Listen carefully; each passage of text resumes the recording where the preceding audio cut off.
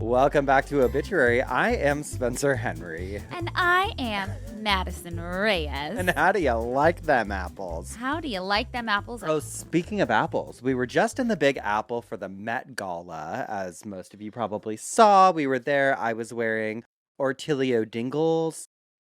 And I was wearing Dolce and Germana. Yes. And it was, when Officer Montgomery came to me and said, I want to dress you in this suit. It's going to be super tailored. Oh, God.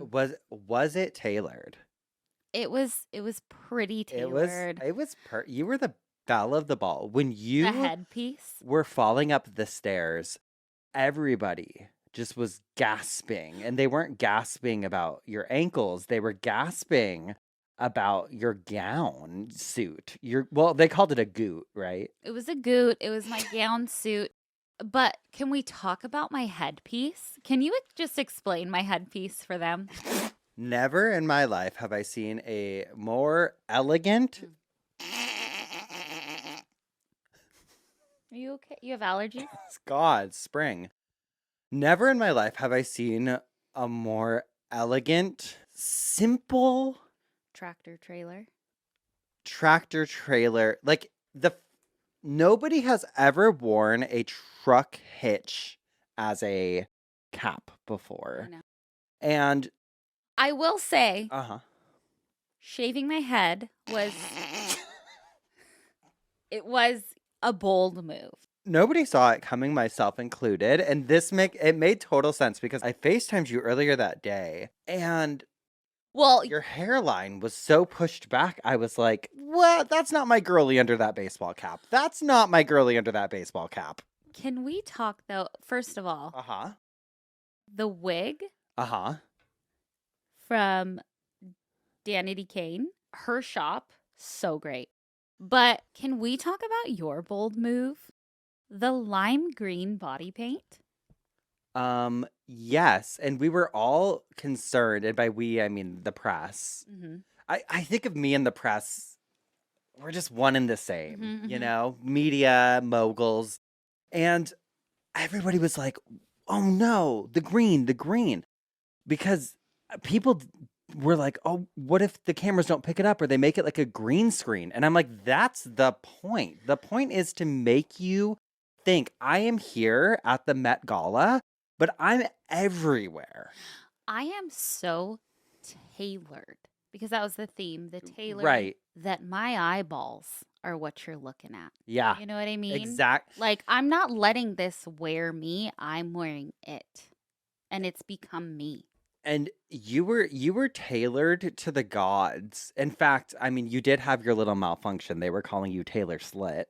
But also I didn't know that I was going to be sewn in to the carpet, to the red carpet. And so I had, with my goot, I had like a 60-foot train. So I was allowed to walk up the stairs and walk back. But I did miss the performance. So they had to cut me out of the carpet. I saw that, the little suture removers down there. Overall, I would say you were a dancing king, I heard that night. Okay, I don't want to brag, but yeah.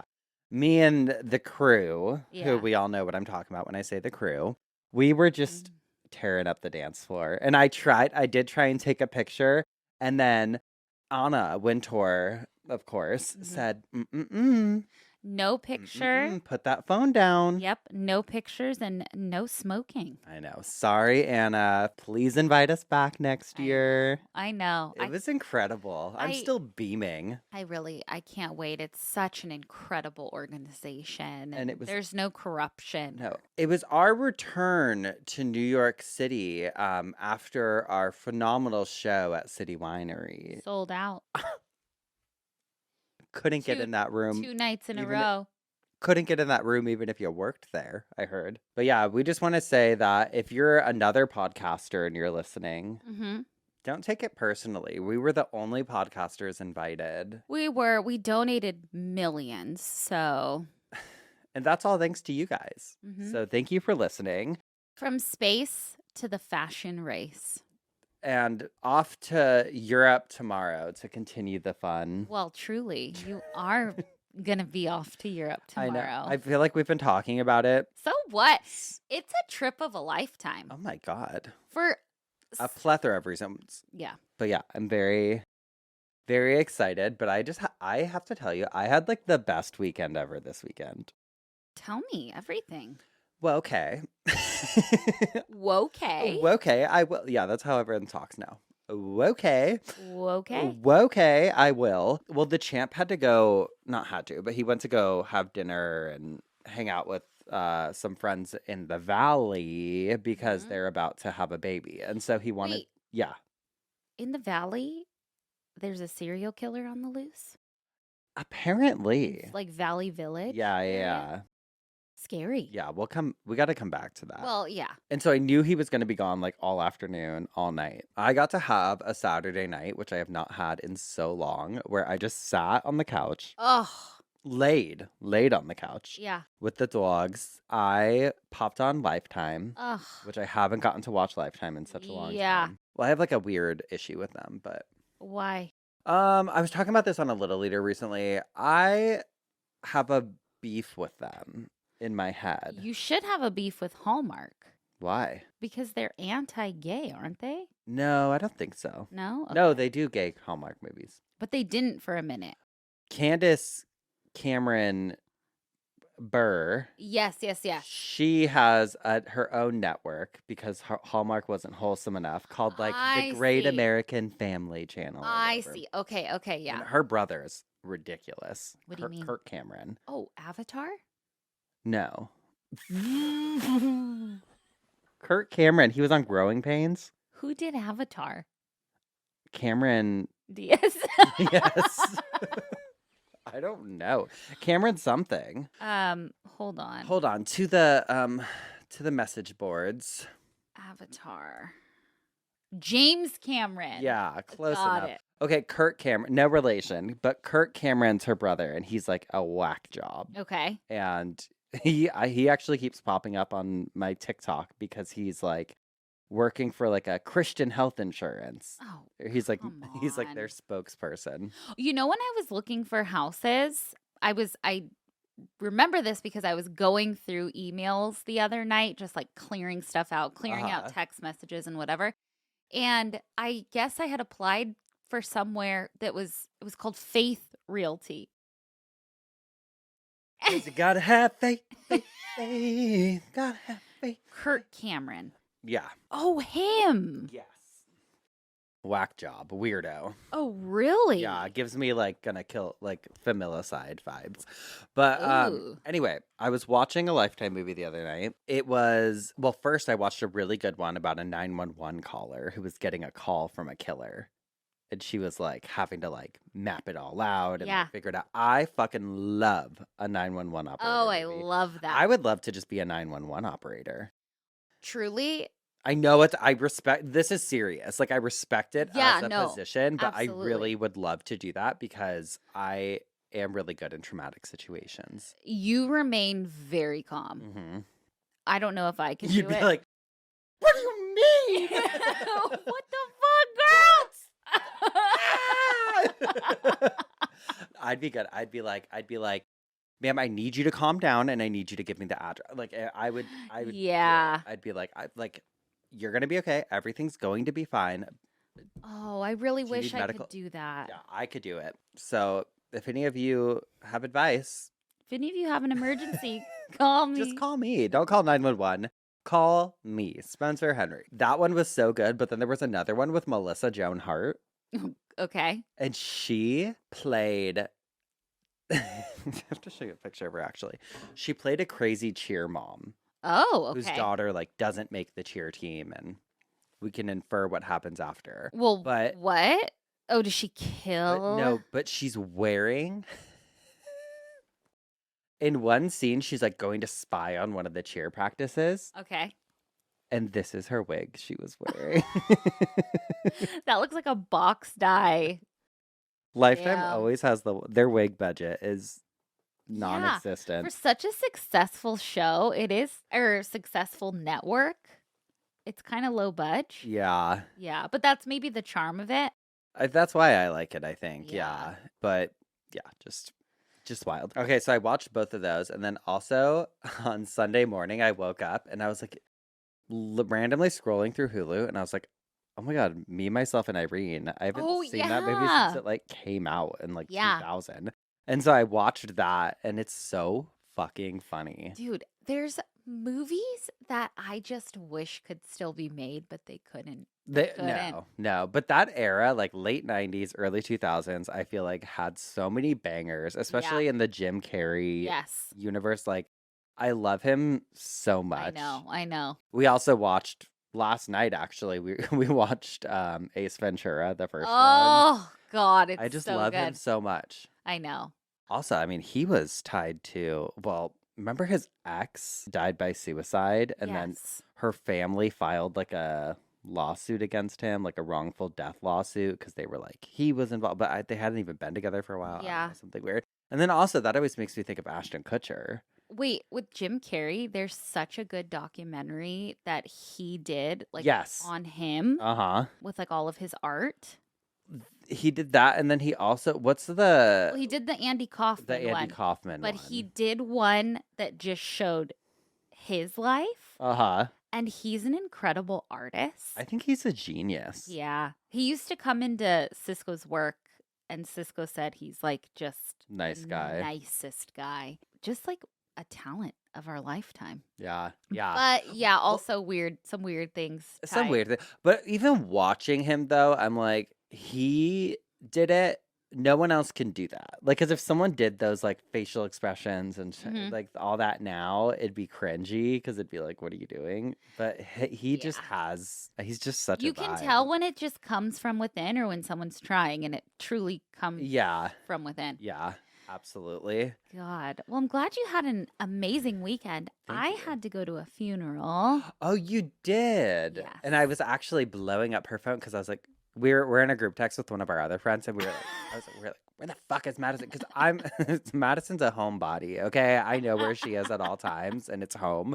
And I'm like, it's a Saturday especially. Like, this girl is, where the fuck Yeah. is she? And I was like calling her, and then eventually I texted Cisco because I'm like, Oh, you did? yeah, always. When you don't answer, I text him. Oh, shit. And I was like, where's Girly? And he was like, oh, she's at G-Pop's funeral. And I was like, oh my God, I forgot. I know. Well, it's like a celebration of life. It was Yes. beautiful, though. I love, especially after what we do and like reading obituaries, hearing people's life stories through the eyes of their family and their Like the friends. eulogies and stuff. Yes. Yeah. It was a bunch of those, a bunch of people. Like, he just lived such a great life. And like his friends and family were able to tell us. Like highlight it. Yes, it was so great. Then you learn about people too. I remember even at my grandpa's funeral. It Yeah. was like, I remember learning that he wrote a book and like learning Oh, different things. yeah. And like, I was like, oh my God, I didn't know that was like a real thing. Yeah. Like, yeah, Oh, I know. love it. Yeah. Had Was a he little funeral. cremated or was there I a believe so. casket? There wasn't a casket. No, Okay. it was truly like celebration of life. Like there was no dress code on the invite, and so I opted You wore all to black. be safe Yes. and to wear all black. Your sister wore hot pink. I saw one My picture. sister wore hot pink. My other sister wore white. Uh-huh. So I was like, okay, I guess. But yeah, I would do the same though, because I'm always like that or navy, but navy suit. navy suit. I love navy.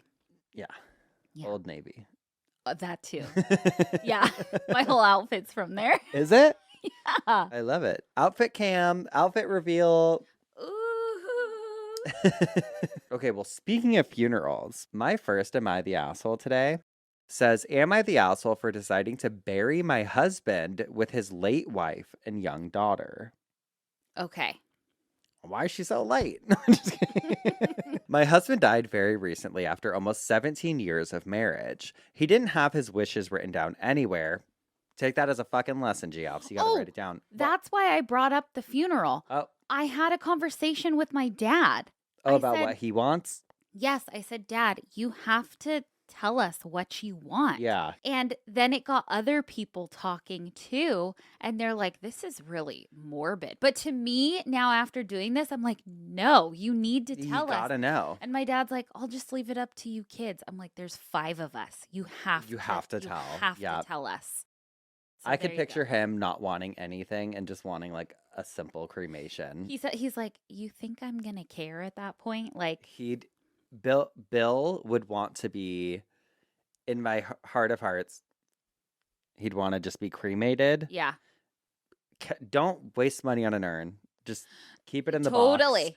And that's it. And then you guys could have like a nice dinner or Right. something. But I said to him, I was like, well, what if we decide to shoot you out of a cannon? What'd he say? He's like, I won't care at that point. Well, maybe that. Maybe we do that. Okay, now back to this person. Husband passed after 17 years of marriage, didn't have his wishes written down anywhere, but we had talked about it in passing one time, and he had mentioned wanting to be with his baby girl and his late wife. After he died, that came back to me when I realized he hadn't left any written wishes. My husband's son, 31, wanted him buried with his mother and sister. My kids, 22 and 24, who my husband took on as his own because their own father is dead and was not a good person, were upset by the idea. They loved my husband, told them he was their dad, and I know he loved them and thought of them as his own kids too.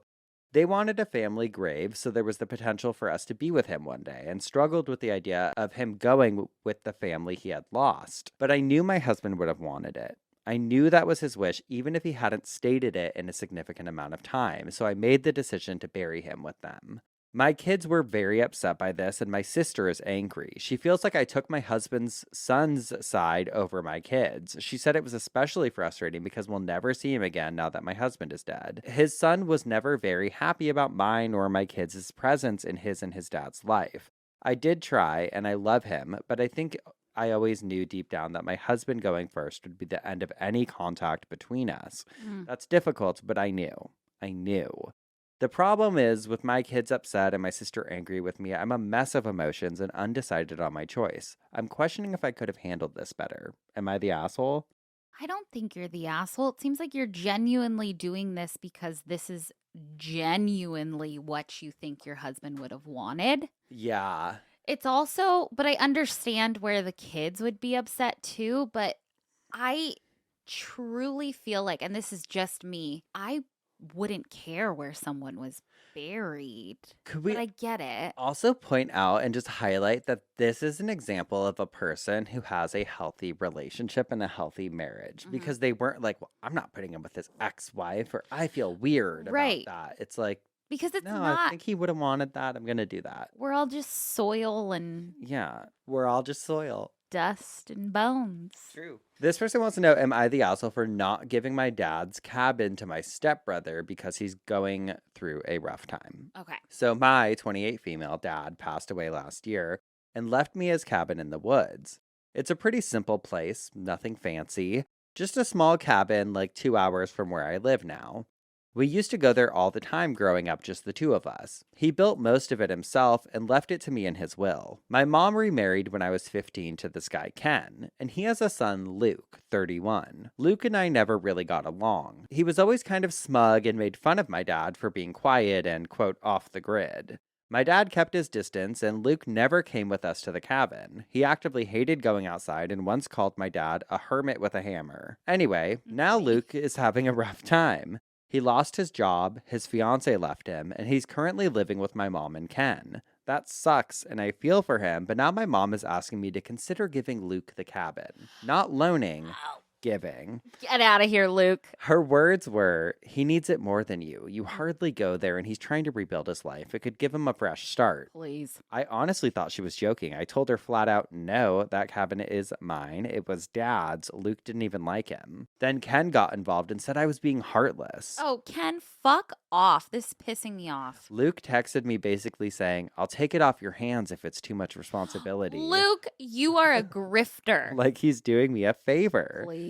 Now they're acting like I'm this greedy monster. My mom won't speak to me unless I reconsider. And Luke made a super passive-aggressive post about how some people only value property more than healing. Oh my God. You are so entitled that you think that you deserve a house to be given to you? Fuck off. Okay, sorry. I don't think I'm wrong, but the guilt tripping is intense. Am I the asshole for not handing over something my dad gave me just because Luke is struggling now? No. No. Absolutely not. And your dad wouldn't want it either. Nope. No. I feel Pissed me off. I feel like that's so crazy. And I can't stand a bitch who vague posts like that or who's just online Passive aggressive. posting like, people don't understand this or like, you'll never. It's like, girl, fuck off, Luke. What are you doing? Luke, fuck off. Ken, double fuck off. Mom, and fuck honestly, off too. Mom, fuck off. No, they can go fuck themselves. That's your cabin. If you wanted to help him because he needs a living space, I'd be like, yeah, here's a legal lease. You're allowed to stay there. Like, and maybe don't even charge. Maybe that's like the giving thing. Is like, you can live there for what? Oh, Madison's charging rent. In a different situation, maybe. The post, though, and everyone acting like I was a monster for not just giving it, that would make me not do it. I would look at everybody who made me feel some type of way and say, you are so manipulative. And I will be in my cabin in the woods later on in life, enjoying life, and so happy that I didn't succumb to this manipulation. Truly. Pisses me off, man. Damn. Yeah. Yeah. The entitlement with people is insane. I wonder why your fiance left you, Luke. You sound like a dud. Hey, Luke, get it together. How about that? You are, sorry. And don't first of all. He's 31 years old. Okay, but also don't minimize it either, Luke. Him saying. Some people only value property. No. I can take it off your hands.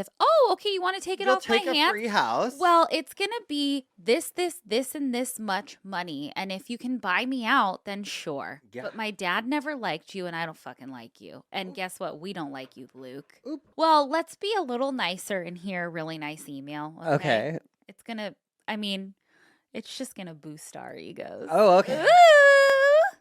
It's very sweet, though. It says, Dear Spencer and Madison, I'm a longtime listener, and I wanted to thank you both and your podcast for giving me the strength to talk about death and funerals with my husband. Okay. We knew that my husband's time here on earth was coming to an end, and your podcast made me realize that it is okay to talk about what we want in the end. My husband died last year. A brain tumor got the better of him. But before his departure, we planned his funeral together. He made his will, and he wrote down stories of his life to our child. That document ends in a sentence, ask your mom. His last wish was that I live my life to the fullest, tell stories of him to our child, and fall in love. We are only a bit over 30 years old. Don't piss on my grave, and don't tell the stupidest stories. Thank you for making death, funerals, and all that stuff between a bit funnier and okay to talk about. Death is not so scary anymore. Avid listener for life. And then she says her name. She said, you can butcher my name.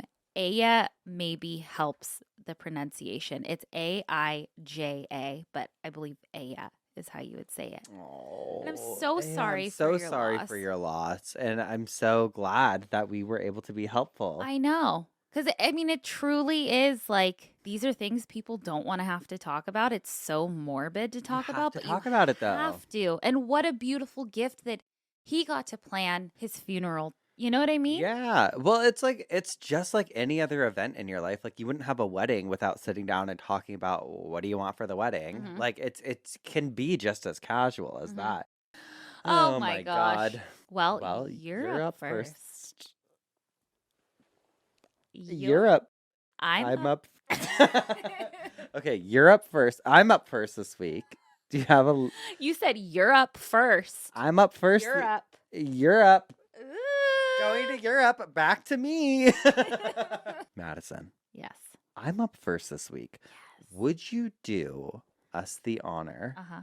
It feels like Drew Barrymore. Would you do... Wanna hold hands? No. Us the honor of sharing a side bitch with us? This is from the Sun Journal, May 22nd, 1913. Oh, shit. It says, Monster fat woman died from operation. Chicago, May 22nd. Damn. I don't mean to laugh, but that is wild. That is terrible. It's not funny. I mean, I laughed the first time I read it because It's crazy. it's so shocking, but I've been called fat as an insult before, and it is terrible. I don't think that fat is an insulting word. I think it's just a descriptor. Yeah. But the fact that this is somebody's death notice and the title is Monster Fat Woman is so fucking diabolical. And it only gets worse. Oh, God. It says Chicago, May 22nd. Mary Peters, weight Oh, not them starting with her weight. 600 pounds, who for 20 years was exhibited as a freak, died last night at the county hospital following an operation for the removal of a growth, which itself weighed 150 pounds. Oh, my God. Mrs. Peters is survived by 3 children who reside in Philadelphia. All are of normal size. I mean, listen, that was the time That where was 1913. that was freak show era. I Where they know. were just taking everyone around and I mean, she was a big girl. She was eating good, but she also had a growth that weighed, that made up for like a third of her weight. Yeah, Crazy. totally. Mary, I'm so sorry that they did you like that. They did you dirty, Mary.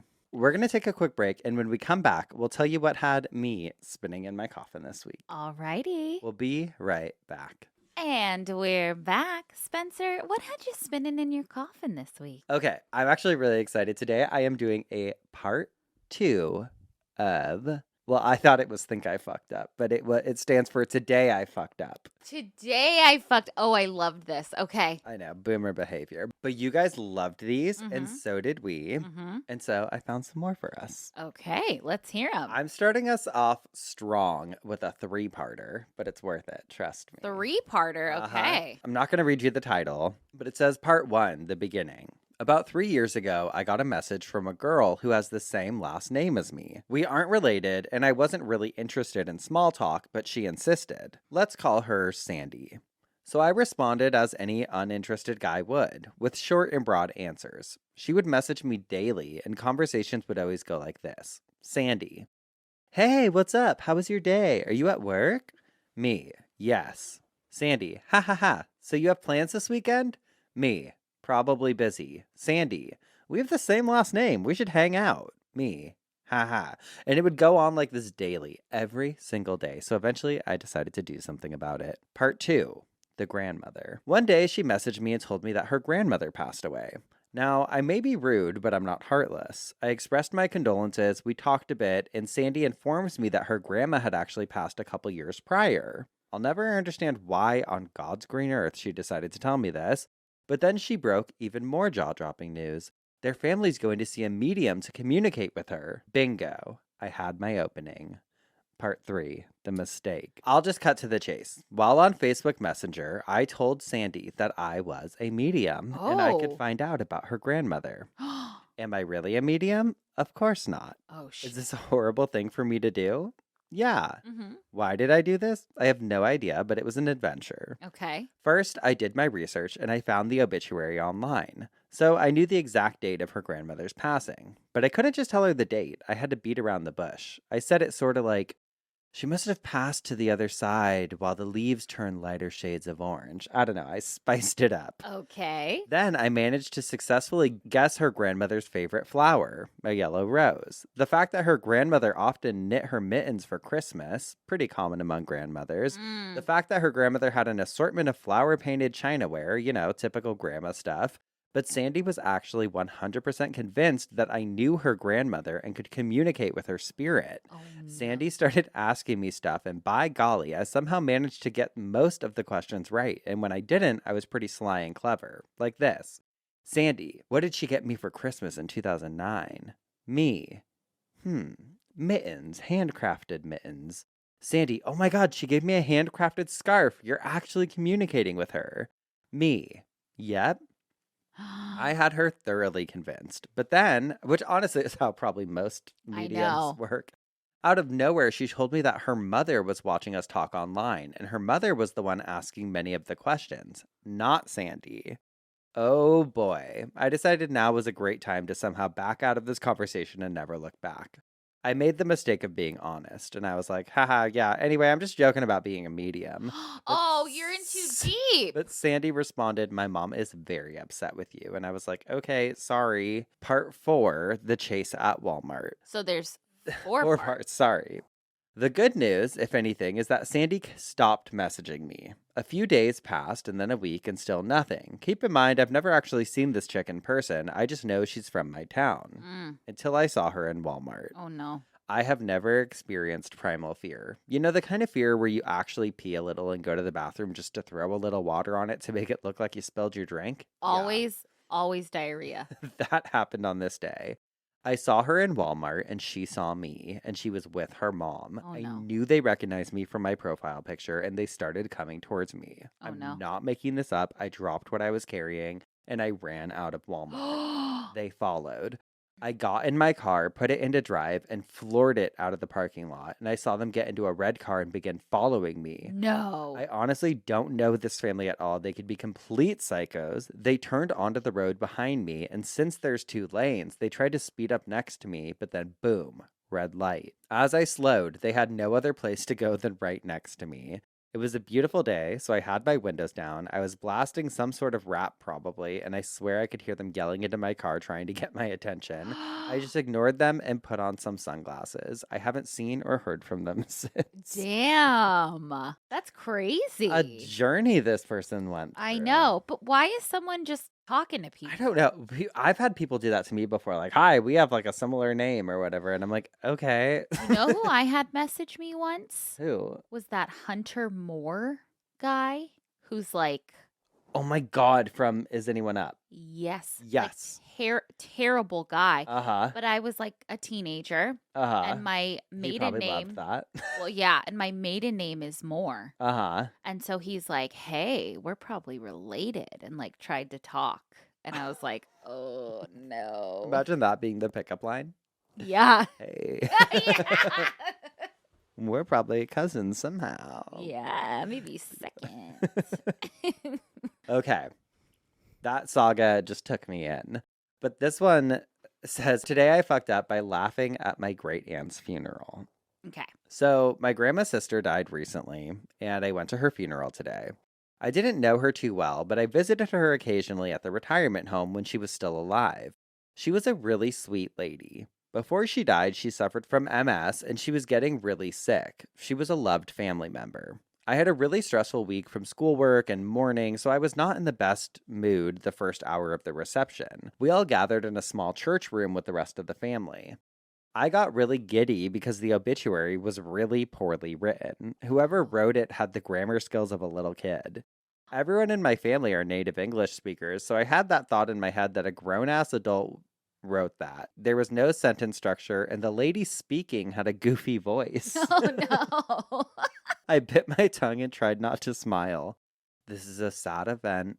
Do not smile. Oh, that's when you want to the most. Yeah. Then one of my family members got up to sing a solo song, and Oh. I lost it. He had the Oh. most off-key, high-pitched, quiet voice I have ever heard. In my great aunt's funeral, who I love very much, I burst out laughing. Both my younger sister and my parents were not amused, and I plugged my nose to stop the sound.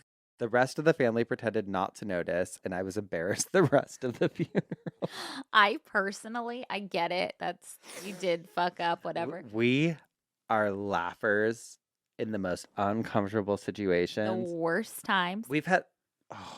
But if I were to see somebody else doing that, I would be, you know, when you I'd see be like, someone laugh, you Yeah, laugh. it has to be- No. Oh, no, you'd be I like, would start laughing. oh my God. Oh, I can't. If it's you, especially when we've had to be in serious situations, I can't look. Can't do if it. We're ever having if life has ever gotten real, I can't look. Nope. 'Cause I'll be Can't like, do it. Can't do it. The realer it gets, the more unhinged we people have get. told us horrifying things, and We can't do it. Do you remember that night we were driving Yes. home? And we got horrific news. Horrific news. And we laughed the whole way We were home. driving home from a tiki bar and we heard horrible news. We had to put the phone on mute and then get off and then laughed the whole way home because it was terrible. It was I awful. talked to my therapist about it. I Yeah. was like, am I a monster? But Handle trauma differently. Okay, this one says, today I fucked up by forgetting I clogged the toilet. I have no one to blame but myself here. I, 38 male, started my morning like any other. Big cup of coffee while making my daughter's 4 and 7 breakfast. Cup of coffee hit, and I wound up clogging the toilet. Okay. Right as I was about to deal with that, my daughters started screaming. They have a goldfish they called Goldie, and it was obviously dying. This Aw. was their first pet, and we had told them we wanted them to show they can take care of it before they got something bigger like a cat. Goldie died, and my daughters were crying terribly. This was their first experience dealing with death, so had a long conversation with them about it, and to give them some closure, I suggested we give the goldfish a proper funeral. Oh no, not down the toilet and the poop. 30-minute ceremony for the fish, and we were ready to send it to the great beyond from our toilet. My toilet had... I'm laughing because I clogged my toilet this weekend. Did you? And I had to put a note, and every time I had to lift up and look at it, it's terrible. My toilet no longer looked like it was clogged and it was drained, so in Goldie went and I flushed the toilet. The toilet, unfortunately, was still very much clogged. Goldie was not sent to the great beyond. Instead, the bowl was suddenly filled with shit and water again. Panicked, I tried flushing it again, but it made it worse, and the bowl almost overflowed. My daughters were screaming, my wife failing to comfort them, and me trying to plunge the toilet with a dead fish covered in shit. Eventually, I got the toilet plunged and it all flushed, but the damage was done. They go between stone silence and crying about Goldie and asked if that would stop him from going to fish heaven. Oh no, that's terrible. Being a parent is hard. It seems like I mean, we know it's the hardest job, but Just bury them. Just bury it. yeah, but then you run the risk of some animal getting it. Like, Yeah. I don't know. I But don't yeah, know. I Well, would bury. I told you. Okay, you guys, I forgot to talk about this this happened last Thursday, I think. I came home from the gym. Oh my God, the dove. The dove. I came home from... Can we post the picture? Yes. Wild. I came home from the gym. Most of my house is glass. Yeah, it's a mid-century home. It's like floor to ceiling glass. Yeah. I like turn the corner into the kitchen and I see this beautiful dove laying there, so full of life looking still, but then this pool of blood around its head. And it was so mysterious, but also kind of beautiful. It looked like an art piece. I took a picture and sent it, and Madison's like, oh my God, that's like art. It's like chilling. It's kind of beautiful. It was so sad because I'm such an animal lover. I haven't eaten meat since I was 5 years old. Like in my heart, I just love animals so much.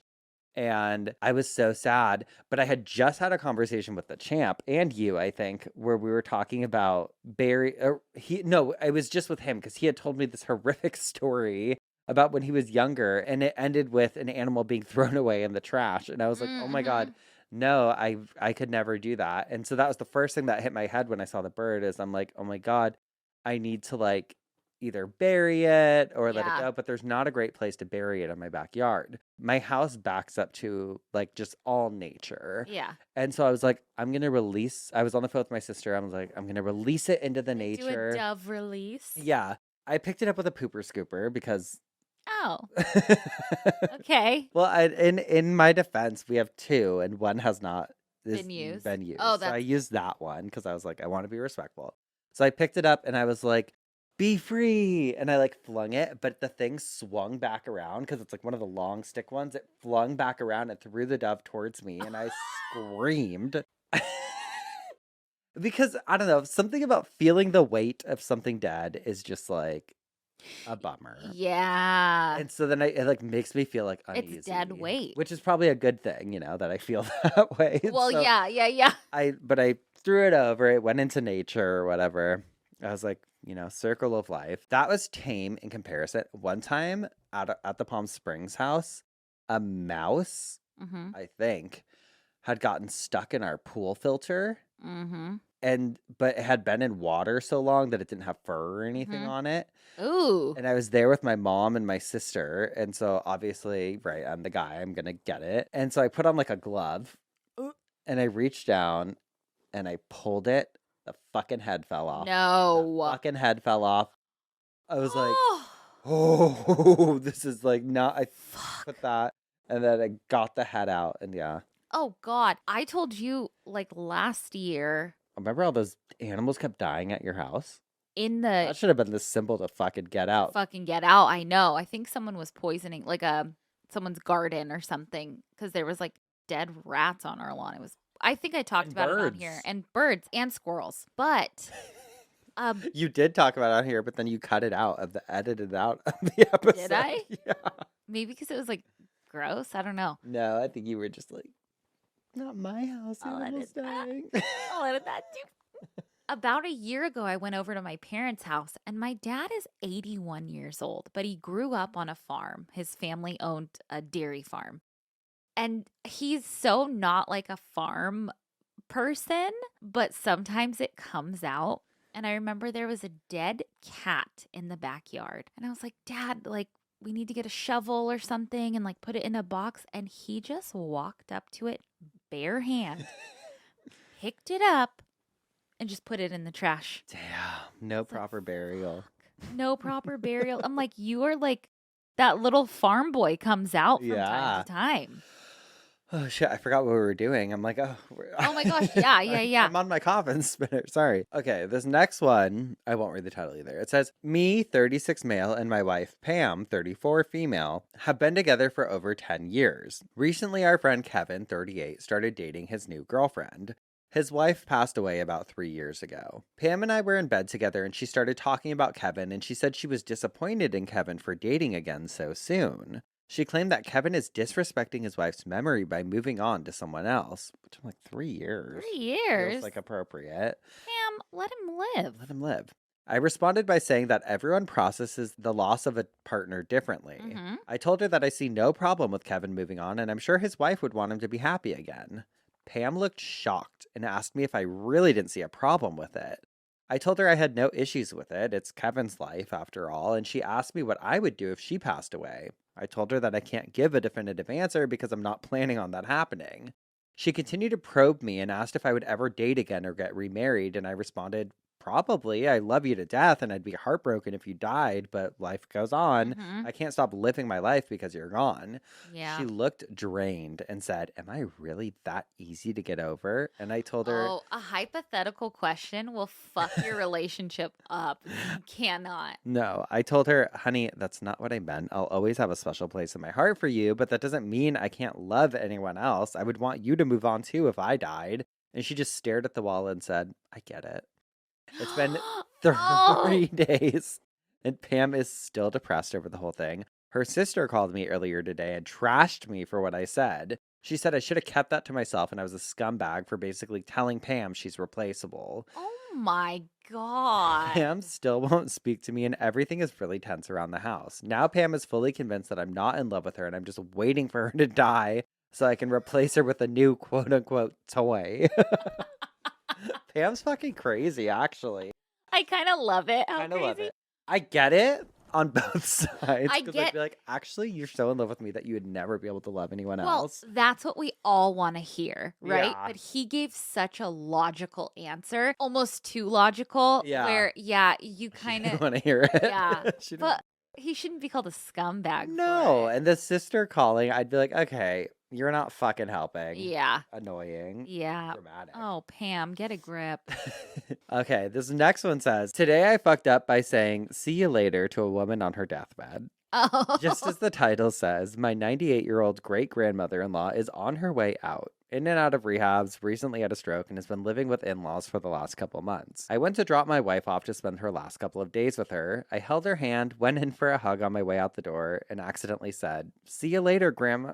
It was nice to see you, Grandma. Oh. My father-in-law lost his mind laughing at me, and I turned beet red. She's a good sport, though, so it wasn't too bad. Provided this was just after my in-laws said to Grandma, are you going to have a good time with wife this week? And she said, Well, I hope not too much time. So she's ready to go.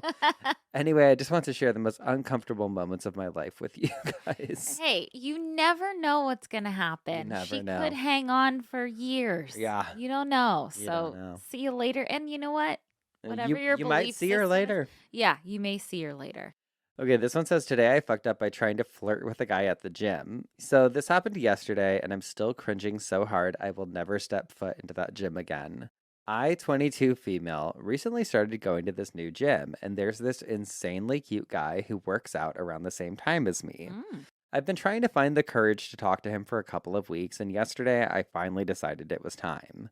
I saw him doing deadlifts, and I thought, okay, casual compliment, easy in. So I walked by, smiled, and said, "Your lats are majestic." What the fuck? Ew. Majestic? What was I thinking? I don't know why I said that. I meant to say, "You're lifting a lot," or "nice form," or literally anything else.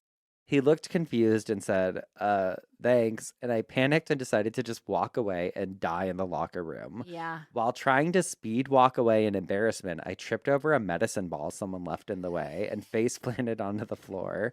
And I knocked the wind out of myself so hard I couldn't breathe for like 20 seconds. A trainer saw it happen, thought I was having a heart attack, and started CPR protocol before I could wheeze out. I'm fine. I was just laughing because I could picture this happening to you. Oh. That same cute guy helped hold my legs up while I got oxygen. What? Pretty sure I died inside. Anyway, now I'm CPR girl at the gym. And yeah, I might go back. I don't know. Don't go back. Don't Go to a different gym. Start Sorry, over, girl. Okay, and then this last one, I definitely can't read the title. My mom passed a couple days after Christmas in a motorcycle accident. It was rough. Her side of the family tried breaking into her house, so I had to stay there to keep them away. It was not fun. What? I kept expecting her to come out of the bathroom or something. Oh. Anyway, I had a bad, sad, angry day shortly after, and I ended up throwing my phone and shattered it. I dealt with it for a few days, and then I decided, well, my mom's phone makes more sense than a whole new phone. So I put my SIM card in, started adding emails and Google accounts, asking if I wanted to sync my photos. I was only thinking that Google to phone, not both ways. So apparently, my mom was into some stuff because Google Photos told me about a recent highlight in my gallery. Uh-oh. And there's mom from the back getting it. Oh, good for mom. So much sadness. Had to have my girlfriend go through both my gallery and Google Photos to get all. And when I say all, she'd randomly OMG after every seconds or go. It was a lot. 0 out of 10, don't recommend. P.S. The giant purple vibrator in the closet didn't help. Oh, fuck. Too long, don't read. I used my dead mom's phone. I got bombarded with nudes she had on her phone. Lots of crying. Hey, your parents are people too, and they're doing their life. Mom for wants the to get first hit time. from the back. She was a wild girl. I mean, Okay, wait. oh, she was on her motorcycle when she died. She was She's a living wild her girl. life. We love her. Yes. Have you ever walked in on your parents? No. Never? Never. Really? Never.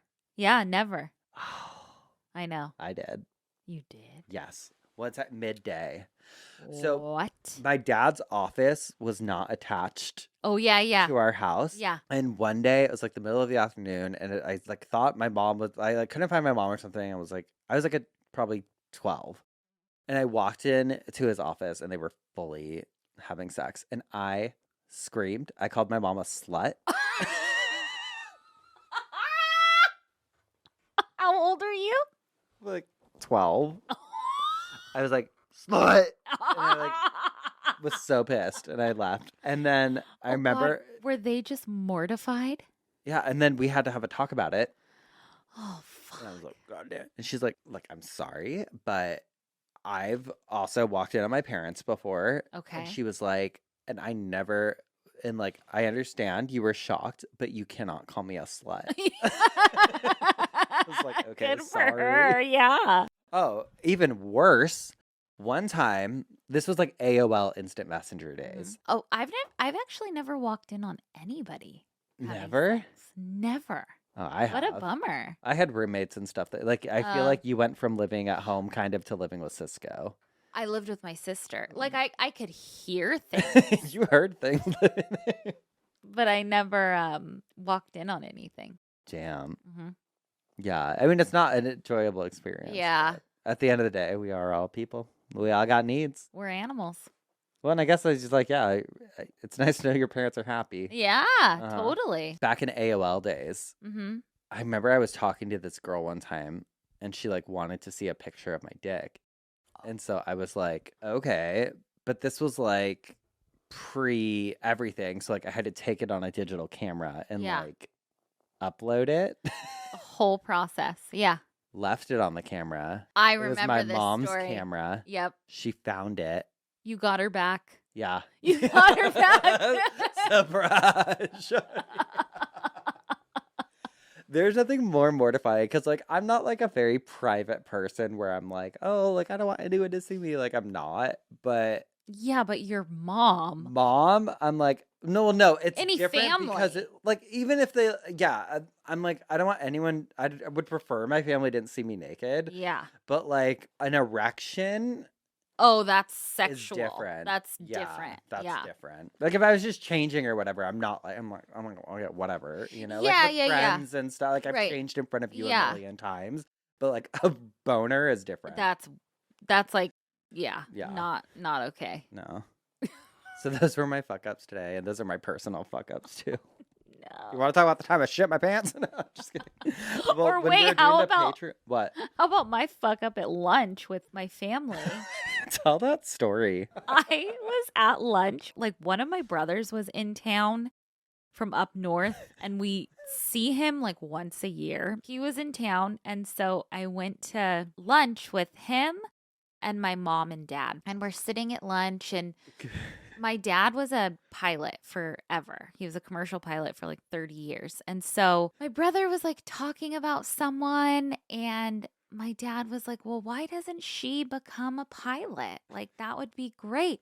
And I jokingly, obviously, I don't believe this, but I jokingly was like, a female pilot, you know, like how we joke around. I was like, a female pilot. And they all did not get it. No They one all laughed. looked at me and were like, well, yeah, a female pilot. Like, You're just yeah. a misogynist. And I like shrunk down like, "Ooh." That's the worst when people don't get your humor, which is why I think like you and I are like all we have sometimes because I know. we're so like we love to joke. I fully thought they would have gotten it, but it just didn't hit. Oh, I've learned plenty of times in life because we are such. You and I are both naturally shit talkers. Like we like to just roast and talk shit or whatever.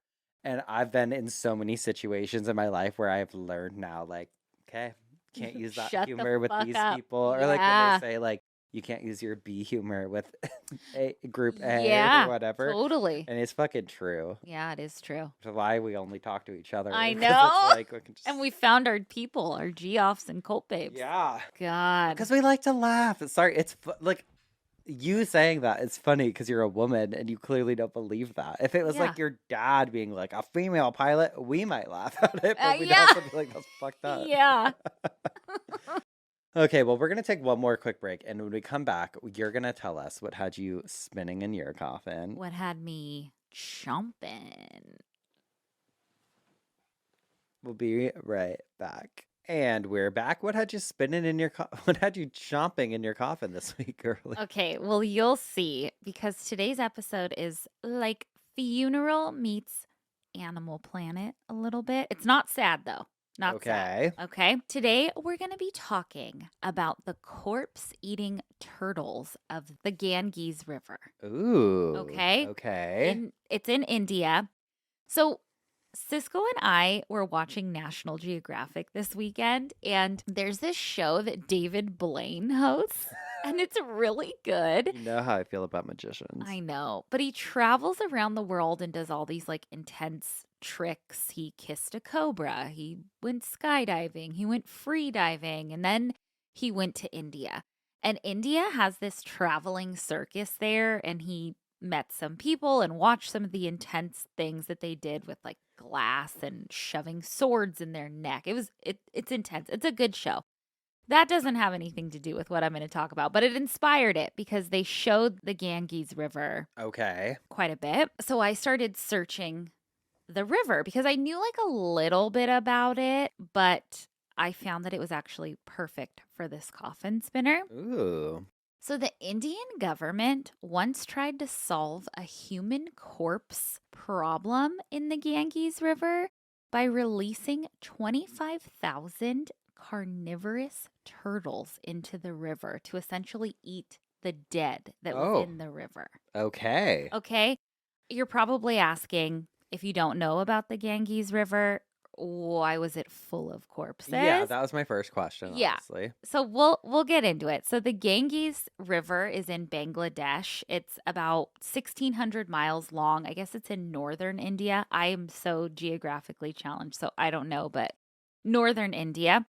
It's considered like the most sacred of rivers to people who practice Hinduism. Okay. Hindus even worship the river, and it's like personified as this goddess named Ganga. She represents forgiveness and purification, she meaning the river.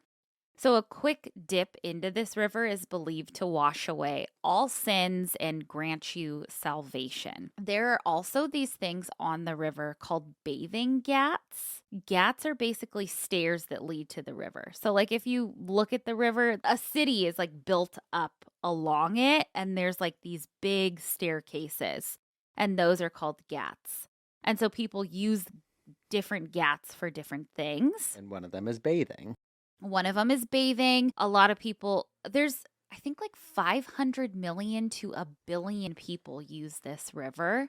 God. They bathe in it, they do swimming lessons in it, kids play in it. Like, it is used for so much. But the river is considered the most pure and holy river. So people wash away their sins in the river. Amen. But it's also one of the world's most polluted rivers. Well, yeah, I mean, I would assume with 500 million to a billion people using it. Well, yes, but also it's full of sewage that's been dumped. It's Ugh. full of chemical waste that's been dumped. Oh, And it's also full of corpses. okay. Yeah, how'd the corpses get there? Okay, so there's bathing ghats, but there's also funeral ghats. So one of the most well-known funeral ghats is the Manikarnika Ghat, located in Varanasi, which is one of the oldest cities in the world, and it's located on the Ganges River. Here, funeral pyres burn 24 hours a day, 7 days a week. So you could go and there are multiple pyres being burnt always. Shit. It's cool. In the Hindu tradition, fire's pretty sacred. It's considered like the ultimate purifier, and to them, cremation releases the soul from the body and helps it to move on to its next life, or something ideally called the moksha, which I'm almost positive I've explained on here before. But so essentially you get to like skip the reincarnation phase, it's believed, with cremation, and you get to like a higher level. So you don't have to come back to earth. Another after. reason to cremate. Yeah, truly.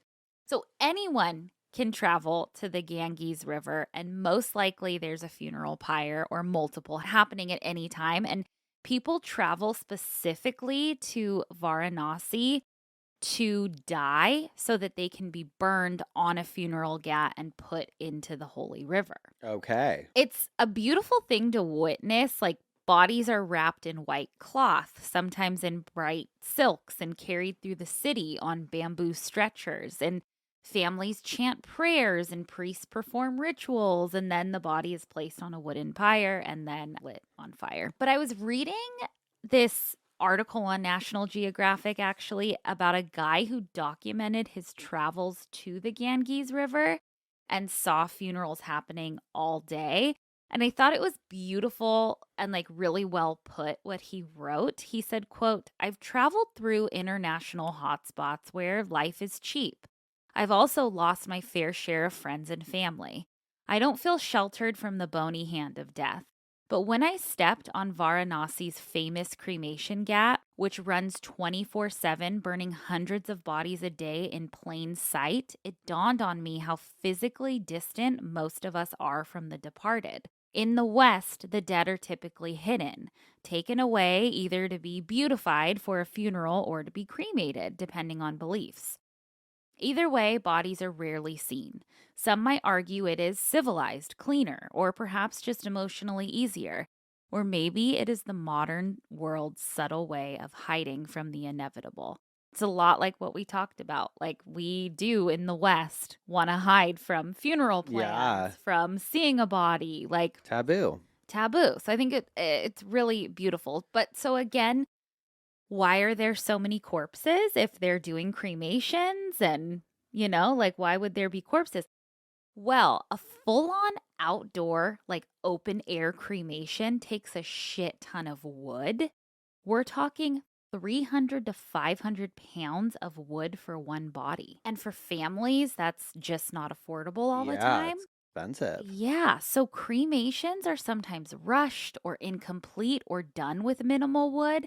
In some cases, when a family runs out of firewood, they just release the half burned body into the river. Oh, no. So there are some cases where bodies aren't burned at all, also, and just put into the river because of like religious exemptions. I guess children under 2 don't need purification, so they're not cremated, but they're put into the river.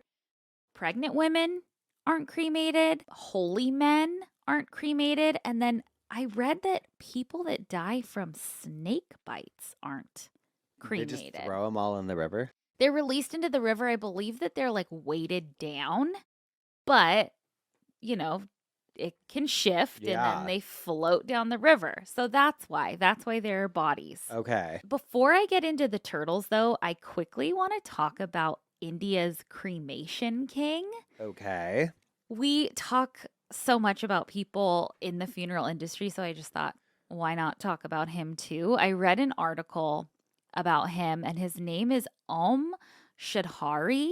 He is the cremation king. He inherited the job when his dad passed away, and the job is literally to keep the eternal flame burning. And I guess the eternal flame is at these funeral gats. They have this like sacred fire that they like take the embers from to start the funeral pyre. Okay. So like that's his job, is keeping that safe, keeping everything organized.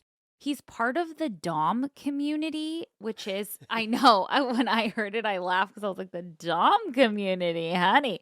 But this is actually, the Dom community is considered to be one of the lowest castes in India, in like the, their caste system. And they have been treated like outcasts for generations, but they literally do the most sacred job. They burn loved ones' bodies on funeral pyres. Like it's with like government stuff or religion, like sometimes you get those backwards things like, oh, the most sacred job. That's like how we don't respect teachers here. Yeah.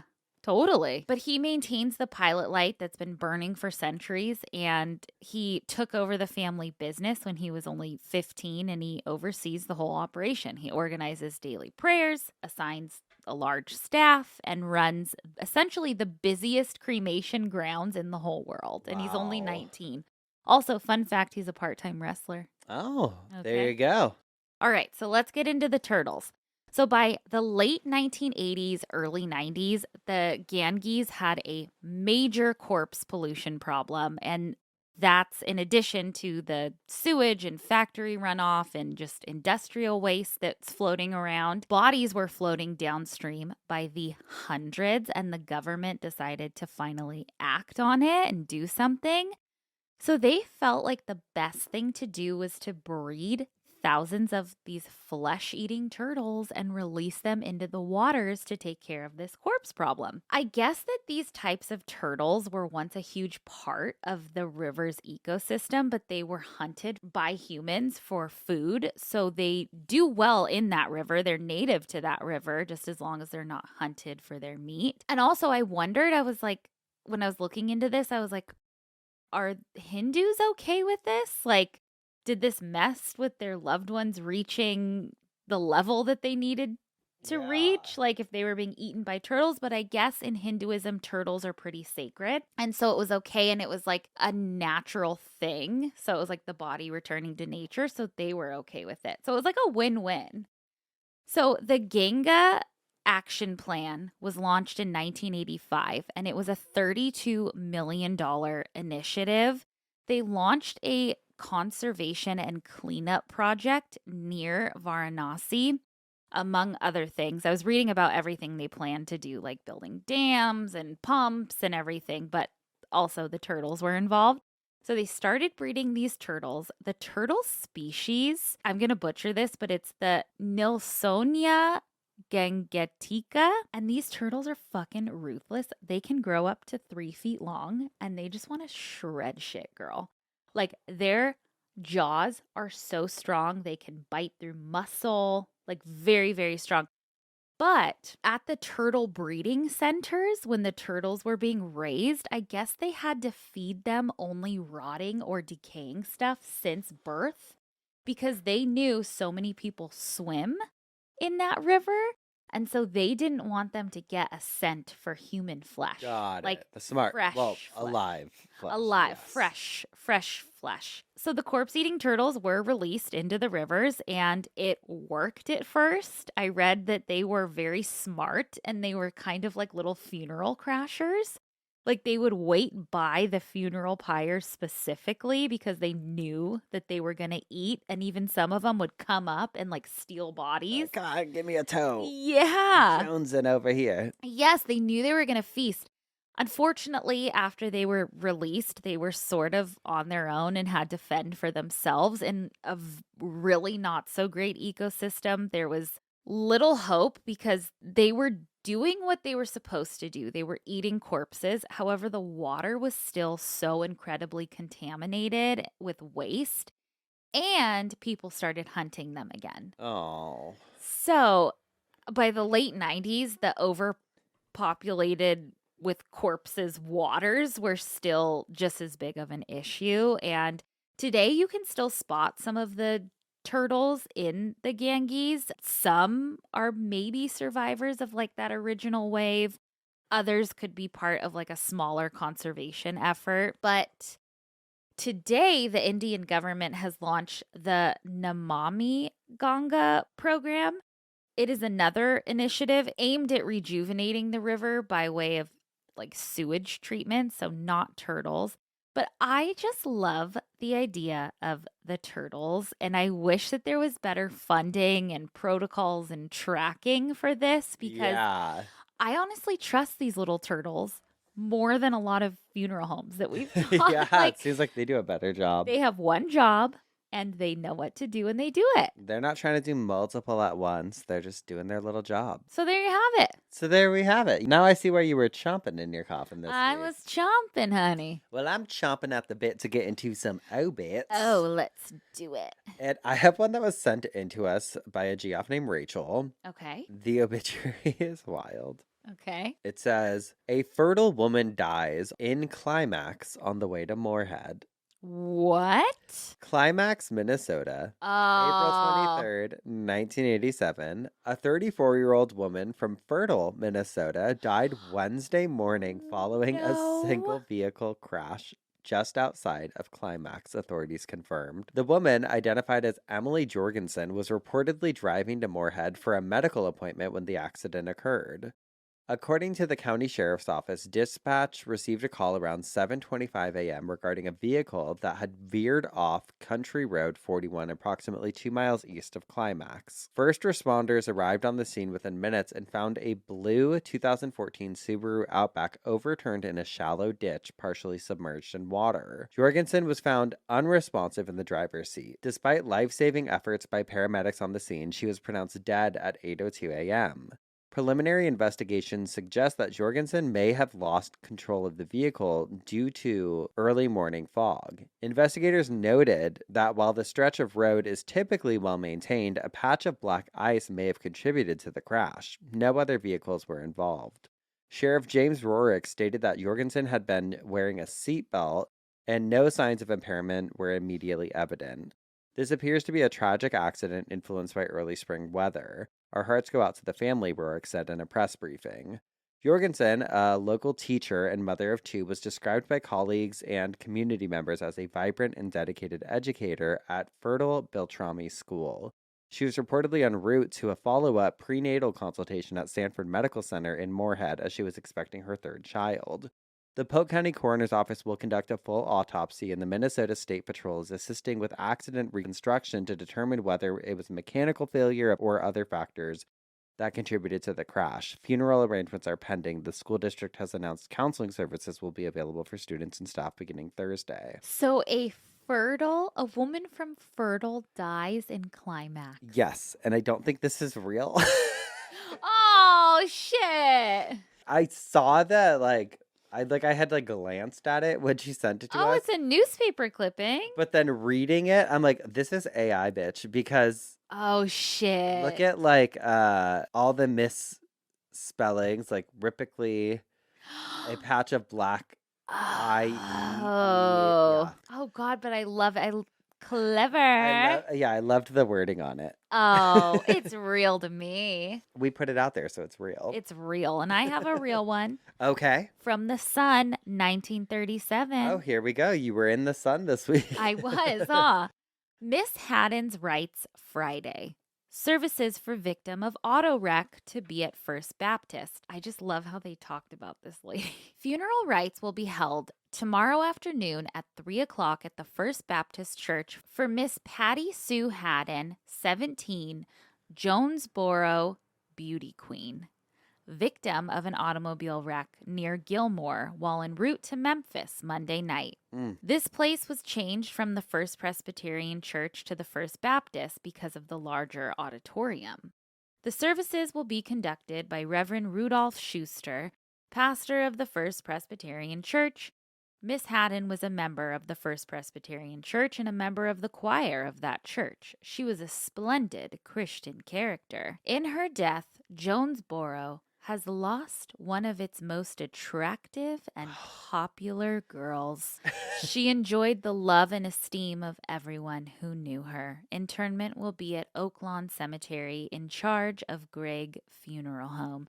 And then it lists pallbearers and survived by, but love a beauty queen. I love that the whole town is going to be losing their most attractive and popular girl. If that's not in my obituary, I don't even want one. I know, truly. God, that'd make me feel great. God, well, you know what makes me feel great, Madison? A little dumb criminal. A little dumb criminal. We have spun in our coffins. We have bitched our obituaries. Means it's time for some dumb Ass criminals. criminals. And I got a good one. Okay, tell me. The Show me to me. Delco Pooper, Okay. the Delaware Dropper, a woman by many names. Oh, I saw this. Her real name, Christina Solometto, who goes by Shithead on Facebook, was wreaking havoc and dropping Mavericks last week, and it was the Maverick. talk of the town, baby. So I have an article from People, and the article says, OnlyFans model allegedly poops on car in road rage incident caught on viral video, and I see your fucking face. I didn't know she was an only. You've probably An seen the video going OnlyFans around. This model? lady, a Pennsylvania woman faces charges after video captured her defecating on a car in what police say was an act of road rage. Oh, this wasn't her OnlyFans? Oh, no. Christina Solometto, 44, was arrested in connection with the Prospect Park, Pennsylvania incident on April 29th. In a video taken by a witness and later shared by NBC 10, the woman alleged to be Solometto is seen getting out of her car, walking to the car behind her as she smiles. The video cuts to her walking back to her car, seemingly without pants. The camera zooms back to the hood of the car behind her with a blur on the part where police allege she defecated. Oh my God. She is then seen walking back to her car, smiling. Oh, she's a devil. Solometto told Philadelphia Magazine she was not the angry one in the incident, but Chief Madonna disputed the characterization. Were there weird exchanges between the two? Yes. Was the victim taking an aggressive stance towards the defendant? Not at all, he tells People, adding that it's hysterical that someone claiming to defend themselves would carry out such an action. Oh my God. She has not yet put out a plea. On her Facebook account, she goes by the last name Shithead, People confirmed with police. Although the owner of the impacted car did not want to pursue charges, Madonna says he believes Solometto should be charged. It's not something I could turn a blind eye to. Yeah. So the police department will be moving forward with pressing charges. Solimetto has been charged with indecent exposure, depositing waste on a highway, harassment, criminal mischief, and disorderly conduct. Depositing waste. Here's the video of her. I haven't seen the video. Oh, you haven't? No. She is a rebel. There she is, getting arrested. Oh, she loves it. The lady chased me. She chased me and I asked her not to attack me. What'd you eat that day? She chased you? I have a sickness. Would you eat that day? Oh my God. I loved it because she's like, yeah. She's so crazy and so believes John her own Waters crazy. to me. Yes. That she was just like, I gotta Yep. shit on your car. Yes. And she went back there and went, there's people, trust me, if someone's fucking tailgating me or just being a fucking asshole. Oh, I wish I could blow I just out. want to get out and shit on their car. Yeah, And yeah. maybe next time I will. Maybe. That's worth an arrest. I'll take a depositing waste. Girl, I'll bail you out. If you ever get out of your car and shit on someone else's car, Mhm. I'll bail you out. Will you buy me something? No, I'll bail you out. Okay. Okay.